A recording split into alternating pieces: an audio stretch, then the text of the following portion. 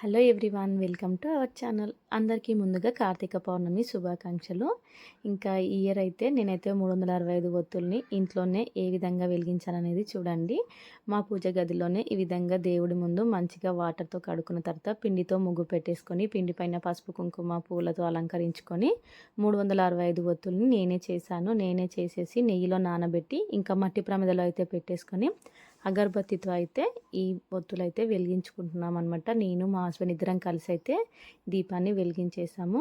ఇంకా ఇక్కడైతే దీపాన్ని వెలిగించేసిన తర్వాత ఇంకా మా ఇంటి దగ్గరే బయట తులసి మాత దగ్గర కూడా సేమ్ ఇలానే ముగ్గు పెట్టేసి పసుపు కుంకుమతో అలంకరించుకొని 365 ఒత్తులను అయితే తులసి మాత ముందు కూడా వెలిగించామన్నమాట. నేనైతే ఇంట్లోనే వెలిగించాను. మీకు వీలైతే టెంపుల్కి కూడా వెళ్ళి ముట్టించుకోవచ్చు. ఇంకా ఇక్కడ దీపం అయితే ముట్టించేసి ఇంకా ప్రదక్షిణలు చేసుకున్నాం అనమాట. సో ఇయర్ అయితే ఈ విధంగా చేసుకున్నాం. నా వీడియో కనుక నచ్చితే ప్లీజ్ సబ్స్క్రైబ్.